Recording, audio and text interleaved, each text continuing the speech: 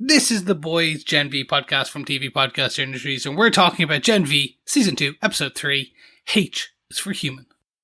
Why do you cut yourself to gain access to your powers? It's just always how I've done it. Self-harm. Kind of distasteful disorder. It's very human. It's not self-harm, it's just how I fight. Agree to disagree. Right now, you're Angelina Jolie in Girl Interrupted, and what I am hoping for is Angelina Jolie in Salt. You could be something magnificent if you just believed it up here.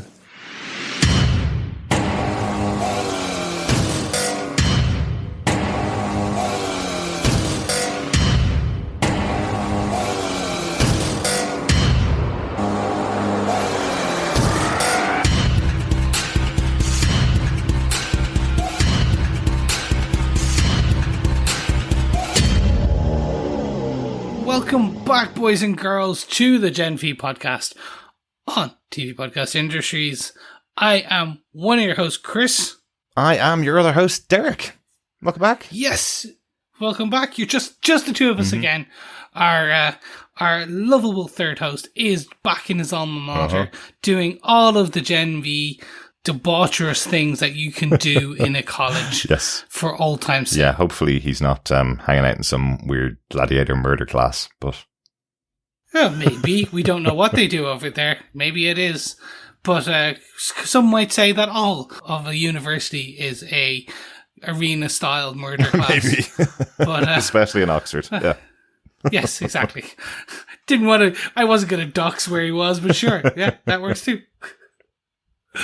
Yes, boys and girls, we are here to talk about Season 2, Episode 3, H is for Human of Gen V.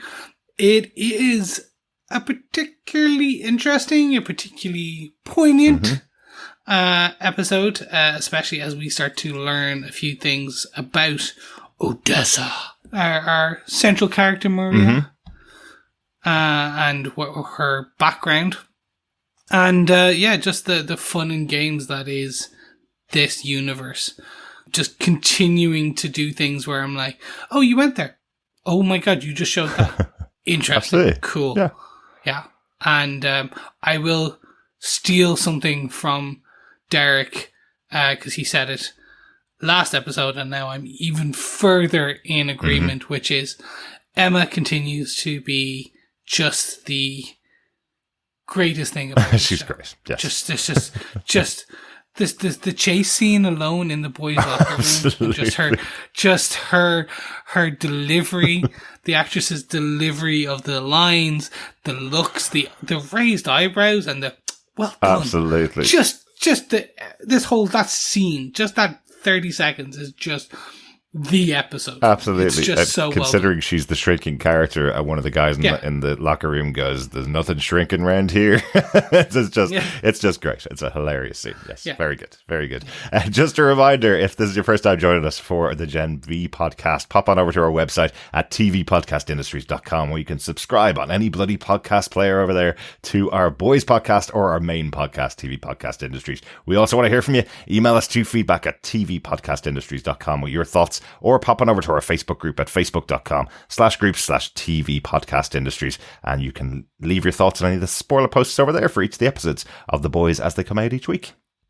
Yes, and as a reminder, we are continuing our Gen V pub quiz or student union quiz, and the question will be dropped right here on this episode at the end or somewhere.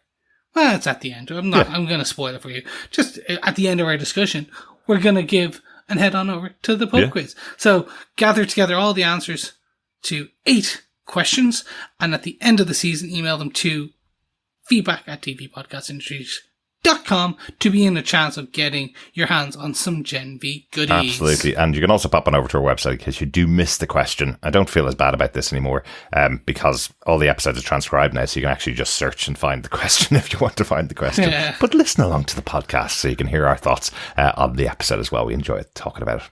Yeah, do. It's a good discussion. Speaking of a good discussion, Derek, do you want to get into it with the what, where, when, and how of the episode details. Absolutely, yes. The show is developed by Craig Rosenberg and Evan Goldberg with Eric Kripke. This is based on the comic book series by Garth Ennis and Derek Robertson. The executive producers of the show are Seth Rogen and Evan Goldberg, who won big at the Emmys in the last week, didn't they? Yes, they did. For the Apple TV show. Yeah, the studio. Yeah. I swear, though, those gentlemen are...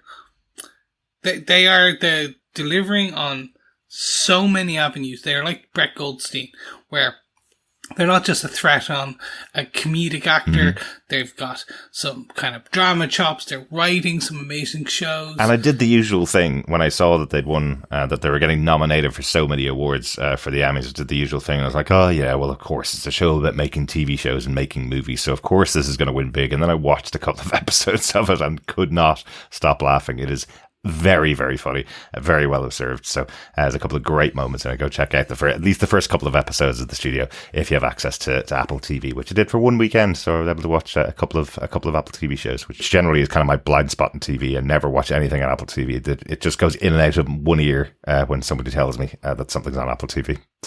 So I have been able to see a couple of episodes of the studio. Go check it out. Same. Everyone says also check out Invasion, which is the Sam Neill one as well, which supposedly is on its third season, and epic. Oh, very good, very good. But there you go. On this foundation as well. There's loads of great sci-fi shows, loads of money behind them as well. So that seems to be the place for sci-fi, if you're into that. Yes. We are not sponsored by Apple. Well, yeah, because we're basically saying we don't have access to Apple TVs. Yeah. But if they want to sponsor us, I'm happy to take that. I'm down for some Apple money. Please. Absolutely. Mr. Cook. And let's get back to the details for the episode. The episode was directed by Karen Gaviola.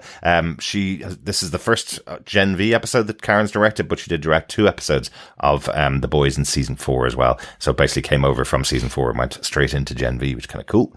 The writer on this episode is Cameron Squires. We know Cameron Squires really well here for all the shows that he's done. He was a writer on WandaVision, on Agatha All Along, and on Star Wars: The Acolyte, all of which we covered here on our main feed on TV Podcast Industries. So kind of cool that we have a writer over there coming over and now in the Boys universe. Yeah, and all of those shows I liked. So well done, Cameron. Absolutely. Go you. I'm going to give you credit for all of those shows. Absolutely. It was all you. At least those episodes. Chris, do you want to tell us what they gave us with the synopsis for The Boys Gen V Season 2, Episode 3, H is for Human? No, I don't. But I will anyway. I'll do it. Hoping to learn more about Project Odessa and its connection to her, Marie Moreau contracts her parents' friend Pam to discover more about herself. Pam informs Marie that she was conceived in a laboratory for Vought, as her mother could not become pregnant, and the doctor involved was Cipher, under the alias Dr. Gold. To her dismay, Marie also discovers that Pam has raised her long-lost sister Annabeth, and stops Marie from contacting her for Annabeth's safety. Angry and frustrated, Marie lashes out, telling Pam she was just a scared kid. She loved her parents, but her powers were their fault, not hers. Back at Godolphin University, a human barista called Tess is having a terrible day. Pro-Starlighter publicity is appearing all around her coffee shop, and quicker than she can take it down, it's back up again, and Tess is getting the blame for that. Emma helps her out and learns the Starlighter Advocate is the mimic Harper, using her powers to evade detection. Emma encourages Harper and her team to do more than just put up flyers. Elsewhere, Kate returns to God U. She's effectively powerless after the attack that hospitalized her. Kate wants to inform Vought that Emma, Jordan and Marie were involved in her assault, but Dean Cipher rejects this so she can maintain her reputation. Sam, traumatized by his past action, asks Kate to make him apathetic again, but she cannot. He lashes out and begins destroying his dormitory. Jordan tries to stop him, managing him to calm down, and the two bond. Jordan is named the university's top-ranked student, thrusting him into the spotlight. Before they can give a speech for Thomas Godolphin Day, they profess their love to Marie. As Jordan takes the stage for their pre-written PR speech, they choose instead to reveal the death of Andre Anderson and that he would want everyone to know that it was his powers that killed him. They also reveal that Starlighters did not attack Kate. They were scapegoats blamed and murdered by Vought. Finally, with boos echoing from the assembled crowd of students, they reveal that they were the ones responsible for hospitalizing Kate. There you have it. The end of the trilogy of opening episodes for Gen V. Derek, it's definitely it's not a cliffhanger per se, but it's a flag planting of how this. I think they assumed correctly that a lot of people would watch all three of these pretty quick succession. So definitely a way of just saying, okay, we're here. This is what the season's about. This is where we're going, and this is why you're going to enjoy this. Well, absolutely. And I also like, that this final scene specifically with Jordan, kind of rejecting the whole concept that they're at the top of the ranks again. The ranks were such an important thing in season 1 until they weren't. And then the Dean tries to bring them back, and Jordan's standing in front of the crowd, not only rejecting the idea of being the most popular person in school, going on to maybe being in Vought in the future. They're saying we're the ones responsible for hospitalizing Kate. It wasn't the humans. We saw how the reaction from the students at the end of the last episode when Firecracker revealed it on the TV that they'd found the Starlighter responsible for what happened to Kate. But here we are setting effectively Jordan, Emma and Marie specifically against the rest of the student body right here. So they were supposed to be keeping a low profile.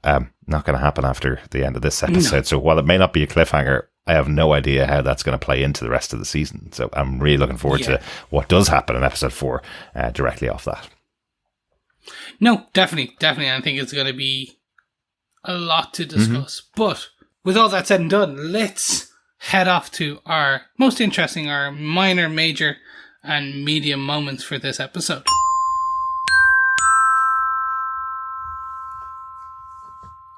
There we go. Derek, do you want to give me your freshman moment, your minor, for this episode? Yeah, the minor moment is usually the thing that either wakes you up in the middle of the night after you've seen it, or you just can't get out of your head. Well, I guess a guy literally inside another guy will be something that will never get out of my head. I guess he'd be a big hit down at the Herogasm. When he gets out of college. No, definitely.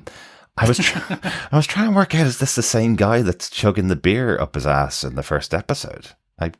Is it? I am pretty sure it is. Because someone mentions about someone with a black hole in their ass. And I think that's him. So I'm assuming the guy chugging is essentially, because there's also a guy in the influencer class. Right, okay. So I think it's the same kind of recurring character, and his whole power is just to have a black hole in his rectum, and that things go up there.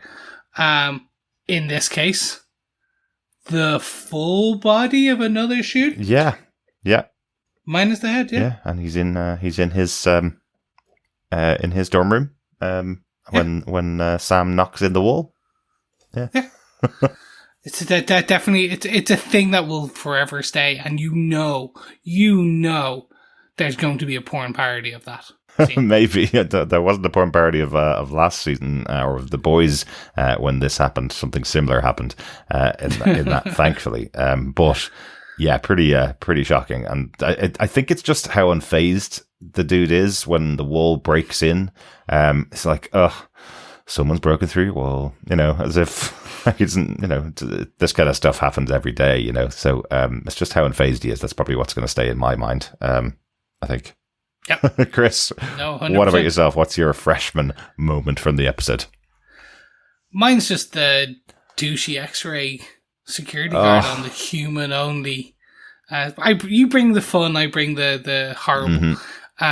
Because of course that is what a douche who is being a security guard with kind of just somewhat useless powers would do. He would be that pervy douche of a man who just takes 2 seconds to scan every man and then forever looking at a woman and then cocks his head and smiles. Just even letting out that groan as he's looking at her is just awful. You can feel it in the character of Tess throughout the episode, really, and it starts right there, the way that she is stuck in this situation. She just can't get away from this situation where she is. She's a barista in this college. She's terrified going there. She's being objectified as she walks in the door. And then from the first second she's there, before she even opened the till, she's being harassed by the soups that are on campus, you know. It feels like a really dangerous place for her to be at all times. And it just starts in that moment at the beginning, doesn't it? Yeah. And it's just, it continues on and on. But again, it's why I love the show. It is despicable and very close to real life. Yeah. Yeah. Yep. Exactly. So that's my minor moment for this episode. Let's bring back some of the fun. Let's move on to our medium moments. And I'm going to start off, because I brought the whole podcast down. I'm going to bring it back up with our puppets are back. Yeah. This was some of my favorite moments in season 1, with Sam being as batshit crazy as and hallucinating these kind of puppets and like pull the scene where he fighting all of the Vought security guards and is ripping the puppets apart, and it's only, we all think it's in his head until we see the real life kind of grotesque results of that. But in his head, they're all laughing and spewing confetti, and it's just such a good thing. And as he devolves back into the Sam we knew from season 1, like the sandwich starts talking to him again, and it's just so good. So good. Being like, we saw the Vought TV version of Sesame Street, which Jason Ritter was in Avenue V. So again, that was just in we just got a scene where it's him and Jordan kind of talking about this and kind of watching this show. So again, puppets being and acting so much in this, just fantastic. Well, absolutely. You know, it's such a great touch that they bring to the show with this, especially because they do look like the Jim Henson puppets. They've done such a great job. You know, I know Avenue Q is a Broadway show, which has, or off Broadway maybe, which has puppets that look very similar. An adult show that looks very similar to Sesame Street and to the Muppets. So there is precedence out there. There are people that are still making puppets like that, even though the Muppets have been off air for a while.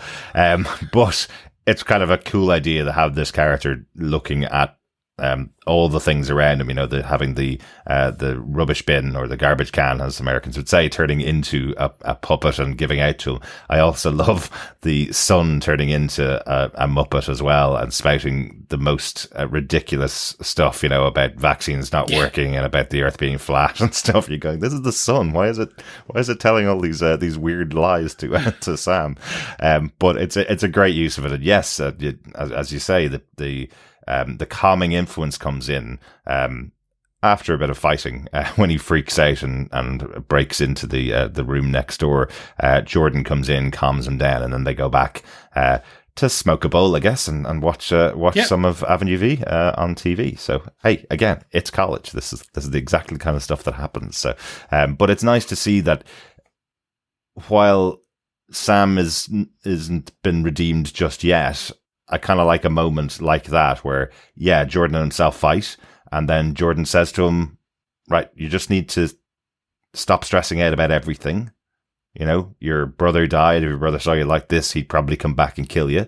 You know, he's talking about Luke, his brother who killed himself after everything he'd gone through, and he was saying maybe he took the right way out. Jordan's saying to him, no, I think he would probably kill you if he thought you were even thinking doing the same thing.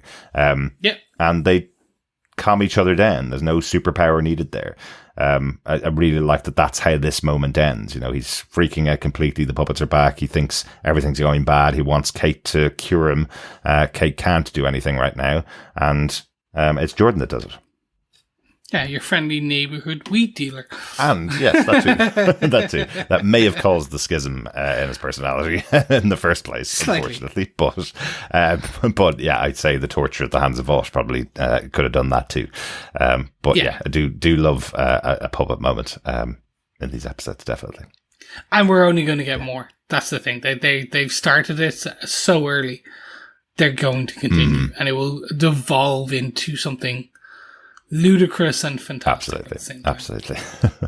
What about yourself, Derek? What was your medium, your sophomore moment? I think it is the investigation into the Starlighter activism. Because the show starts out with this character of Tess coming in and being persecuted as she goes in into the school, I just kind of wanted to kind of linger on that story a little bit. It actually started in last episode, in episode 2. We saw Rufus was in the student union and he saw a poster up for the Starlighters, and he instantly went for Tess, who was behind the counter. We didn't really know her at the time. Emma's the one that kind of calmed the situation down. Well, calmed the situation. She basically called Rufus dickless and told him to get out of there. Yeah. But again, here we have Emma stepping in to help out Tess. She is being persecuted by another soup because of what's happening. She notices that every time she takes down the sign, it goes back up over and over again. Emma posits the theory that it's potentially a speedster, so tries to find a speedster on campus, trying to track down who it could possibly be. And it turns out we met the character before. It was Harper, who was in season 1 as another one of the socialites on campus, who has a pretty useless tale, we find out. I love when Emma finds out what her real power is, that it's mimic. She can change her powers into anybody else's powers, and Emma just kind of goes, I thought your power was tail. Yeah, because she's a chameleon. Got a tail. I love that.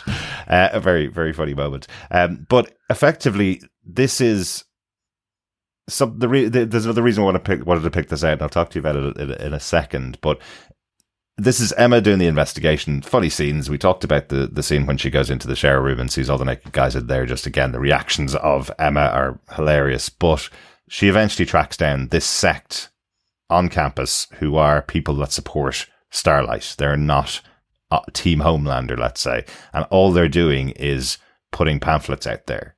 It's the equivalent of, again, standing on the corner of a campus and, spray painting the wall, saying your message out loud but not doing anything. And it's Emma that goes, look, this sucks. This is useless. She's almost thrown out the room for it, but she basically is telling them to step up their game. They need to do something much bigger to support Starlight. Show your real support, not just stick a pamphlet up and get the poor barista killed for supporting Starlighter, which seems to be on the cards. The reason I'm saying it is because of the Jordan scene at the end of the episode.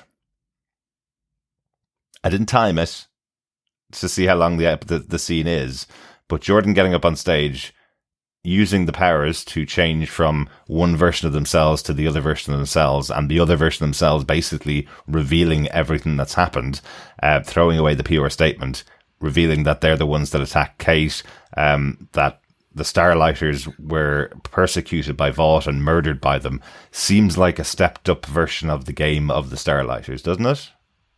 Mm-hmm. So is that on the back of what Emma has said to the mimic Harper and to her other compatriot?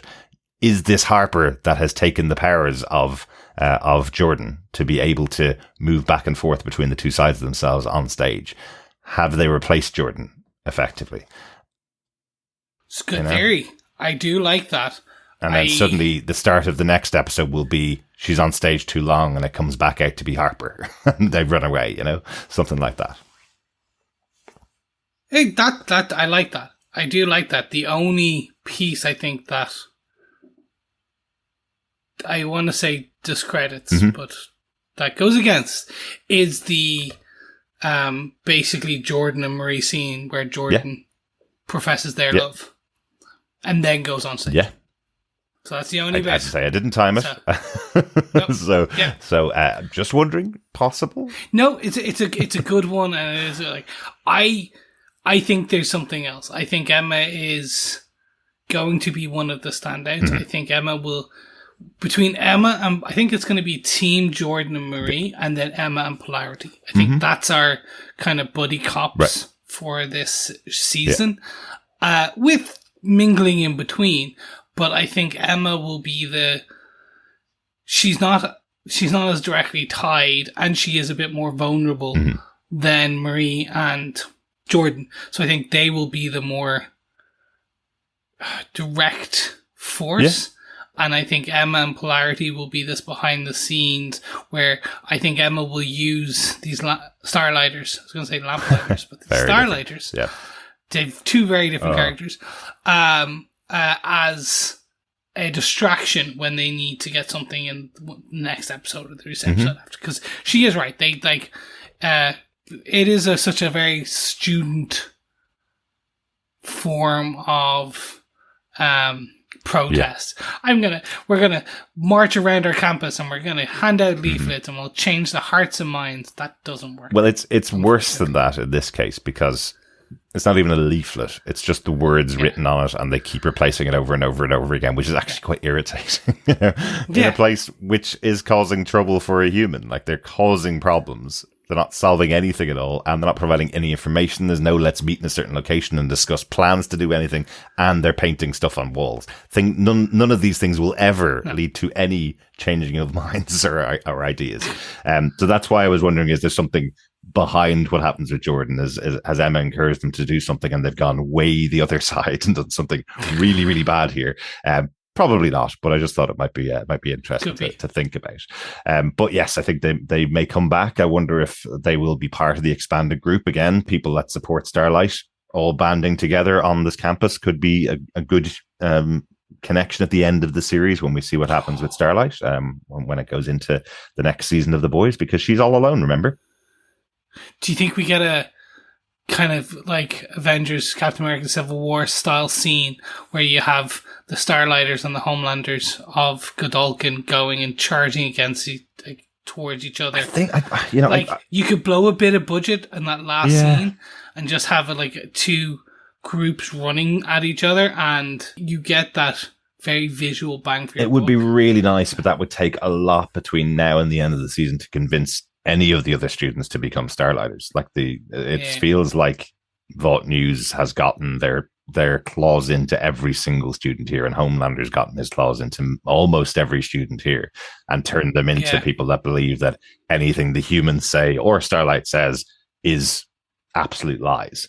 So it feels like it might take a while. It'd be lovely to have a real positive outcome like that, but I think if it was Starlighters versus Homelanders right now, the Starlighters would get absolutely crushed, unfortunately. Yeah, no, that's fair. But it would be nice. That I hope is where the whole universe is going at the end of the Boys story, is, one side versus the other, with everybody on one side destroying Homelander and his horrible, horrible cast of people. Brett, that would be nice. Hopefully. Yeah. That's it for my sophomore moment. Let's get on to our senior moment, Chris. What's your senior moment, the big moment from the episode?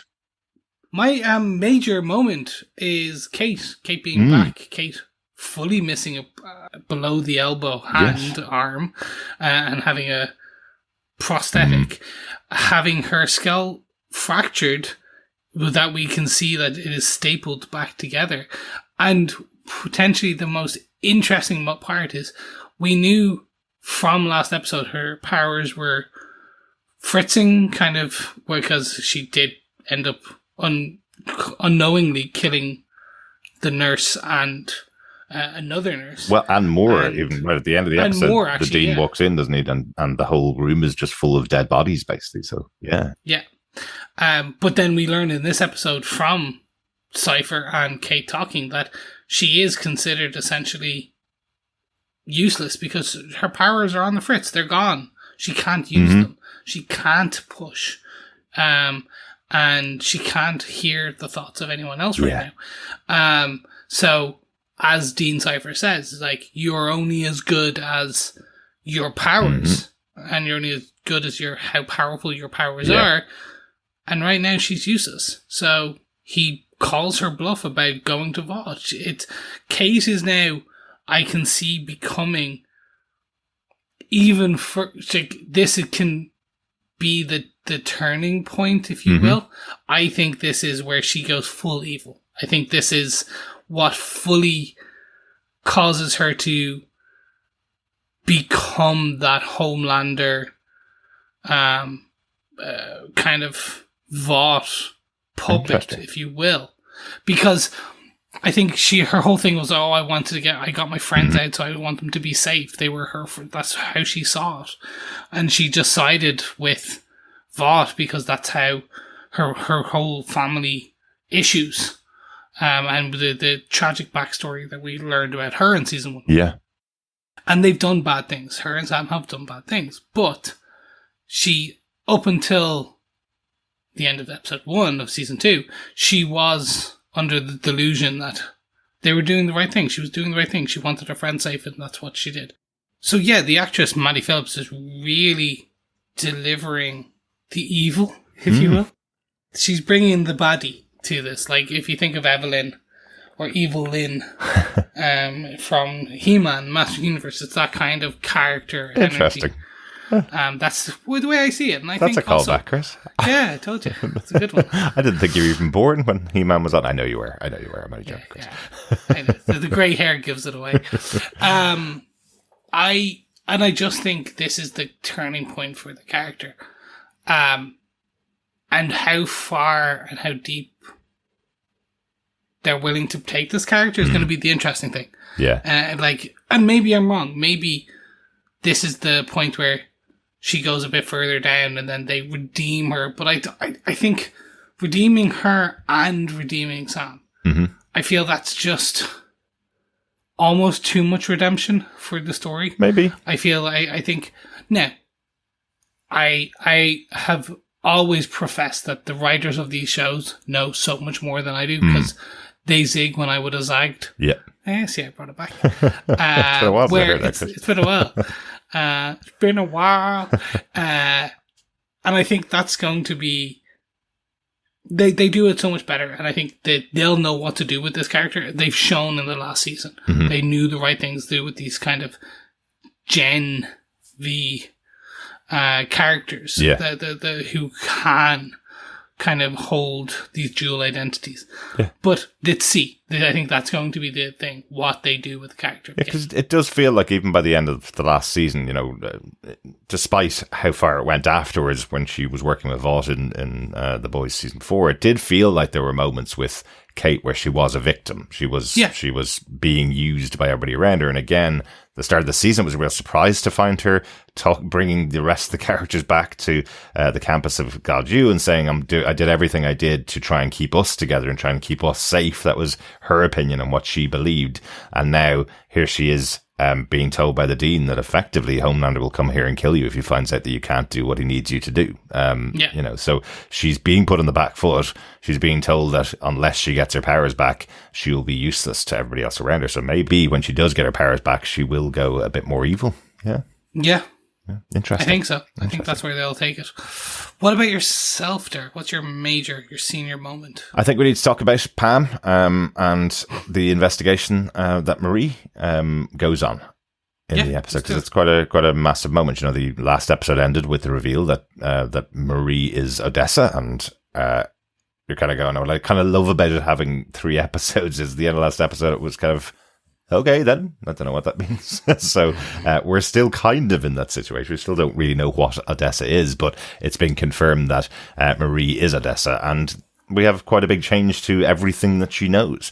Remember, the opening scene from the first season was Marie getting her period and her effectively killing her parents because she had no idea that she had powers until that moment. They came from her.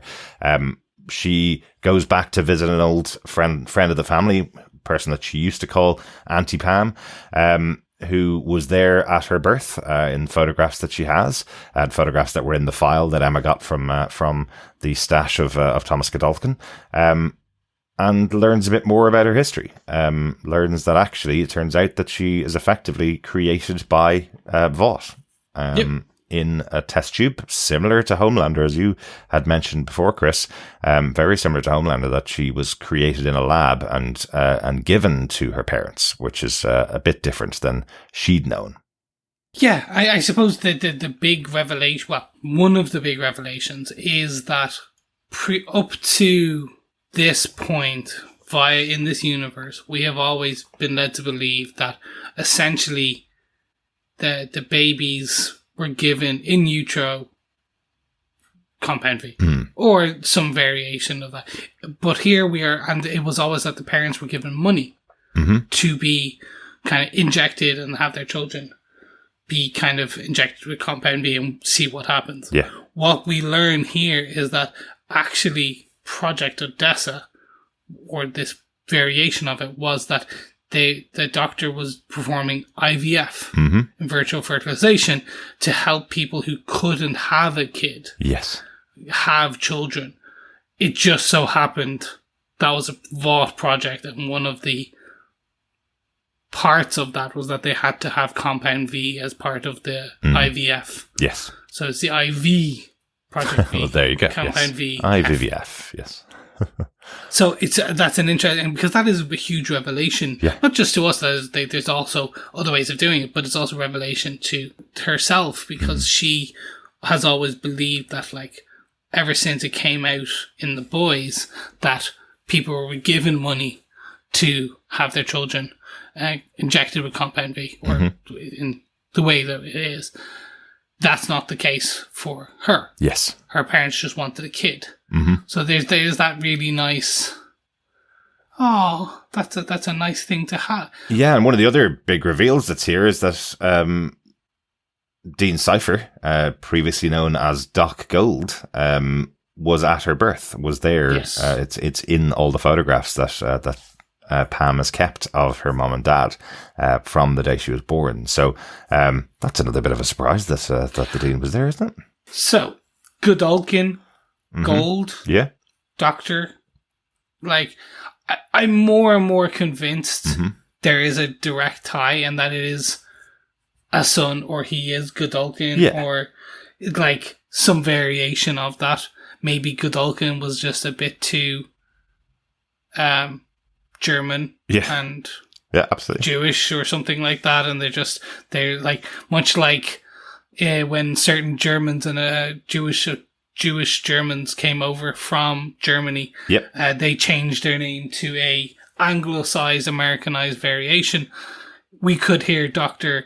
Godolkin was like, I'm Dr. Gold, Professor Gold. Yeah, or probably more likely, since we saw the secret room of Thomas Godolkin, he may have been part of Project Paperclip, coming over as a Nazi from Germany and hiding his identity by renaming himself Doc Gold. It might be something to do with that, maybe, or maybe Dean Cipher is another member of that team that came over from there, or again, son of, exactly as you said, Chris. It could be something. The only like reason that. I say son of is because of the age. And that it's a different actor that too. playing the role of Thomas. I think it's just funny because I was on the press site getting some photographs for our podcast about it, and it actually has Thomas Godolkin's pass. It has a photograph of the pass specifically, which is something you just wouldn't have unless you want to really stress this is a different actor to Hamish Linklater. He's very recognizable. This guy isn't as recognizable. So it could be, they could be pulling the wool out of our eyes. It could be an anagram of Hamish Linklater playing the role. He's just put on a moustache, and I'm completely fooled by that because I've got face blindness too, as Coffee and Vodka said last week. I do love the idea that we get another flashback in like a later episode, and it's basically just Hamish Linklater kind of walking in backwards, carrying coffee into the room, going, "Hey guys, they were out of a thing, but they had oat milk, whatever that is," and then turns around and sees like everyone dead. Just funny comedic moment. It's not going to happen. No. But speaking about that though, I think I'm trying to build up the process of what happened, in that first episode, in that original flashback. We saw all of the scientists injecting themselves with what looked like a version of Compound V. It wasn't the same color. As we joked, it could have been Compound A leading to Compound V.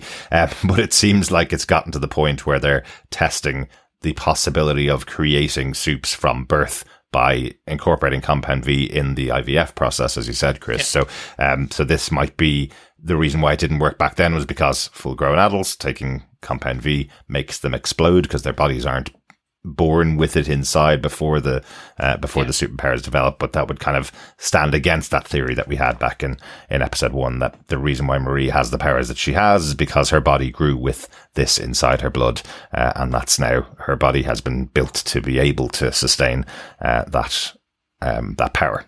Yeah. But let's see, it's going to be interesting, and I think they're setting up it is that Marie will be the anti-butcher, if you want to call it that. Well, yeah. Like, she is going to be another weapon in the fight against.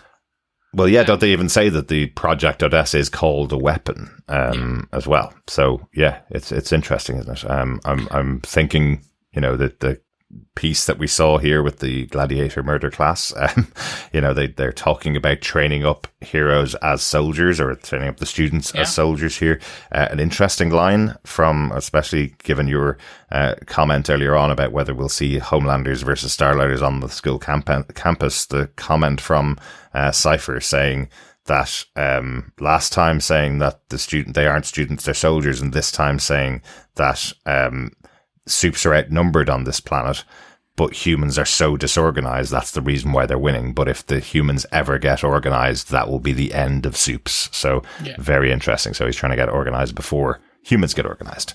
Yeah. Us versus them.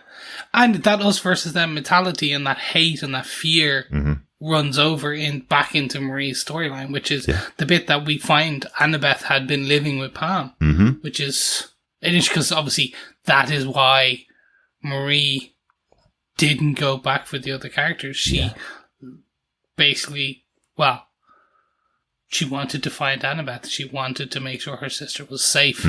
And we find that Pam has been essentially hiding Annabeth from Marie, and subsequently is also one of the, has that Annabeth and Pam are fearful of the power and what Marie is in terms of.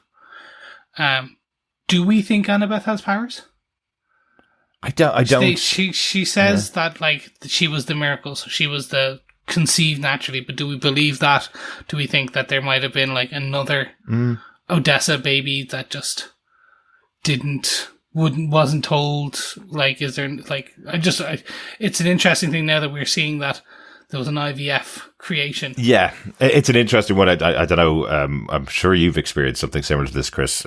We don't have kids. Myself and John don't have any kids. You guys have kids. But the amount of parents that I know that went through a process saying, we can never have a child, we have to go down the route of IVF, and then conceived a child after having IVF. Now, it's just something that happens. Maybe it's anecdotal, but it's definitely something I've heard a lot of parents talk about. The pressure you put on yourself to have a child sometimes can be the reason why you can't have a child. That sometimes happens. Again, not an expert on this, but I think the story they're telling here is that's what happened. They were so desperate to have a child that accept the intervention of Vought in their IVF process, paying for it and forcing them to use a completely experimental drug just for the possibility of having a child, and then they ended up having another child afterwards, who's terrified by the creation, the older sister that she has, because of what she saw, and because effectively the parents both died at the hands of Marie.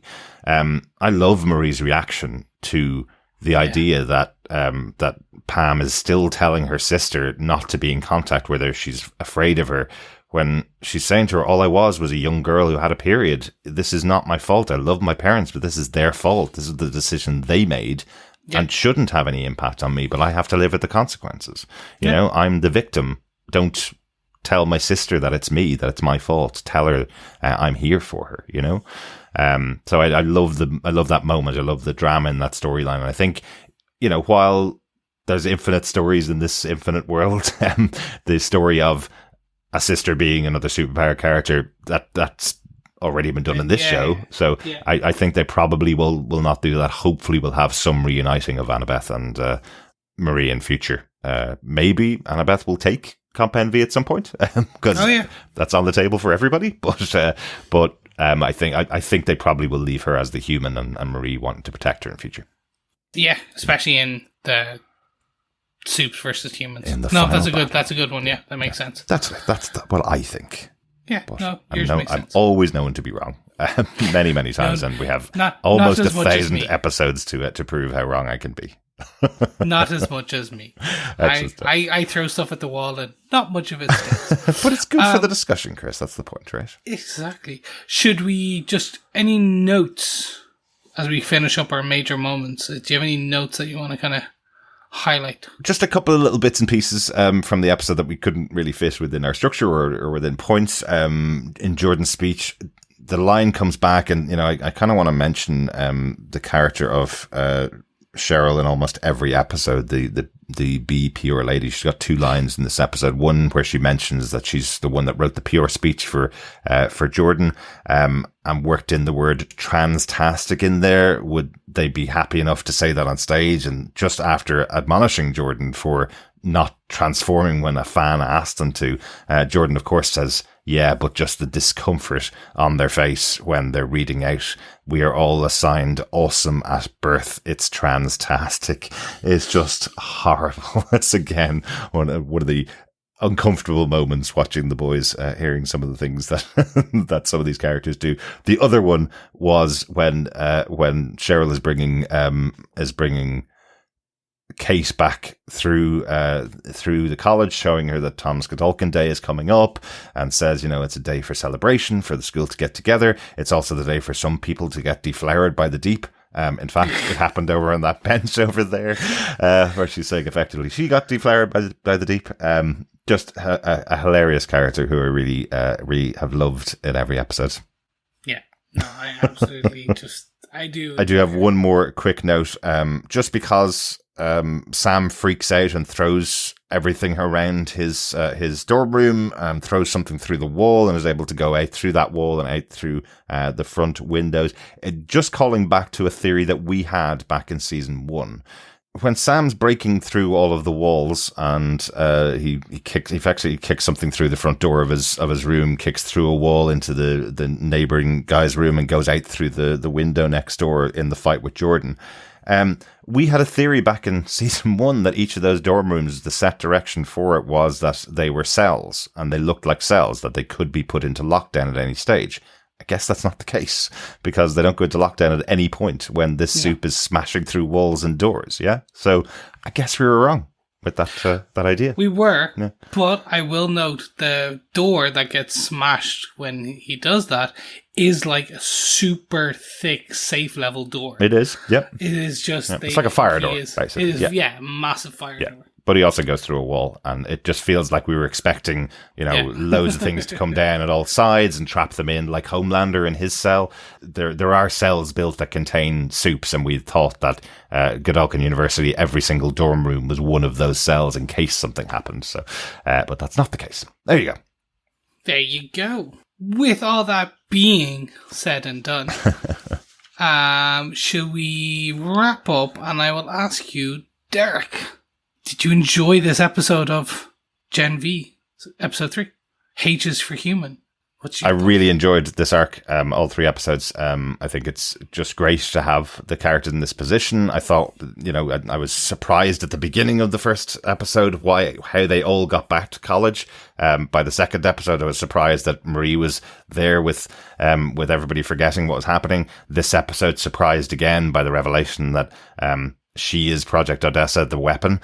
Don't know what that means. We'll find out more later on in the season, but surprised again that when everything seemed to almost be settling down and Jordan was going back into being top dog, Jordan says absolutely not and tells everybody that they're the ones that went after Kate. And that's our cliffhanger after this 3-episode arc. Nothing is as it seems, nothing is as expected, and nothing is set in stone as to what's going to happen with these characters. But it's really intriguing, and I'm very happy with this opening arc of Gen V. Looking forward to next week.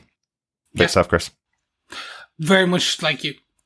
Completely so happy back in this universe. Mm-hmm. So happy with nothing is off the table. Like they are very much like the boys, willing to take and push the limits of TV, but also keeping it very grounded in the storylines and being almost kind of prophetic in terms of some of the topics that are being brought up. Absolutely. And across the 3 episodes, when I was doing my rewatch the second time, I really just started to go, oh, I think I understand what they are doing with each of these characters. And I think there are going to be standouts. I think right now, much like season 1, if actually ever so more, Emma is going to be that standout character. She brings the laughter of the human, but also brings that almost human soul of like that her whole power is also emotion, is like when she has that, she's like just crippling anxiety and self-loathing makes her shrink and etc. When she's ecstatic, she gets big. Yeah. I think all that brings both the comedic elements, but is also very... She brings the heart, without a doubt. Heart. Yeah. Perfect way of putting it. So yeah, I absolutely think this was fantastic, and I can't wait for episode 4 next week. Fantastic. But do you know what it means? We're going to have to wait at least a week for this. So then we have to go to the pub or the student union bar. Yeah, let's head down to the Gen V Student Union for the pub quiz. Welcome back, fellow boys and girls and fellow quizzers, to question 3 of the Gen V Student Bar quiz. The question 3 is, how long is Harper able to mimic another soup's powers for? See, I was joking earlier on. I did time it. Yeah. Of course you did. I didn't. I just read the dialogue. It was easy enough. So that question one more time. How long is Harper able to mimic another soup's powers for? Unfortunately, it does put paid to my theory on whether they were playing Jordan or not. But yes. But there you go. That is the third question. All questions available over on tvpodcastindustries.com. Collect all your answers together, and at the end of the season, email us to feedback@tvpodcastindustries.com, and you could be in with the chance of getting your hands on some Gen V goodies. Yes. Big thank you to Matthew over on Patreon, because this episode of TV Podcast Industry is brought to you by our supporters on Patreon, including the one and only Matthew. So thank you, Matthew. Absolutely. Thank you, Matthew. And if you want to be cool like Matthew, one of those kids, the hip kids, you can support us monthly for any amount over on patreon.com/TV Podcast Industries. Or if you'd like to support us with a one-off donation, you can pop on over to buymeacoffee.com/TVPI and buy us a coffee. You can also support us by subscribing to this very podcast by heading to Spotify, Apple, all the places, and just clicking that subscribe button, notify button, all that bit, and just share it with your friends, share it with your dorm friends, share it with your college alumni friends, share it in your college newsletter, because sharing the podcast about Gen V is what, Derek? It's sharing the love, and after this show, all I want to say is, hey fam, click like and subscribe. So I'm not going to continue on that trail, but thank you so much for all your support over there. We do have a little bit of feedback in for this episode. I got an email in from Coffee and Vodka with his thoughts on the 3rd episode of Gen V Season 2. He says, greetings fellow burger bussing defenders, from nothing to Gen V overload, but 3 episodes or 8, trying not to binge them. Another great one, but more of a plot builder than eventful, outside of that ending. Sam's regression back into puppet coping mechanism was hell for him, but awesome for us. It was good, however, to see him work through his issues rather than get another emotion wipe. Kate's powers, rather than gone, I think have changed. She seems to have traded in her reading and influencing to outright possession. Jordan, in the meantime, while bequeathing their love and taking the high road to honour Andre's memory, may have gone a bit too far. With Emma joining the resistance and Marie making inroads and finally contacting her sister, this was a full one, but again, a builder, though it did lend intrigue as to what Marie's final Pokemon form is to take. 4.5 bong rip solutions, rye tuna sandwiches, and awkward ant confrontations out of 5. Peace and take care. Coffee and Vodka. It is a building episode, as you say, but it's actually a good... It needed, again, it's a 3-episode arc, if you will. I like the idea that Kate's powers have just evolved as well. Like, they've changed rather than being gone. She just needs to relearn it. In terms of Marie's final Pokemon form, there is no final Pokemon form now. There's Mega Evolutions, Aloha Evolutions. It just continues and continues. Absolutely. So... Who knows? But a great catch there that I might be completely wrong on Harper being Controller Jordan, but maybe that is what Kate did at the end of the episode, that Kate took control of Jordan and revealed what they'd done. Yeah, time will tell. I love when you catch this stuff that we don't catch. Thanks so much for your thoughts, Coffee and Vodka. And if you want to send in your feedback to us, get it into us to feedback@tvpodcastindustries.com or pop on over to our Facebook group at facebook.com/group/tvpodcastindustries. That's it for the 3-episode arc that came out this week. Oh, just down to 1 next week, Chris. Oh. But we also have Alien Earth, which is on its final episode next week. And we also have Marvel Zombies, the 4-episode arc, coming out at the end of this month. Now, we may not be able to cover it immediately as it comes out, because it's all being released in one day, and we've got quite a bit of other stuff going on. But as it is the Marvel Halloween show, I guarantee we will have it done as soon as we possibly can. Yes, of course. And definitely in time for Halloween. Oh, without a doubt. Without a doubt. So there you have it, boys and girls. We are done for this episode, but we will be back same V time, same V channel next week for episode 4. Until that, stay safe, keep watching, keep listening, and keep fighting that good fight. Bye. Bye.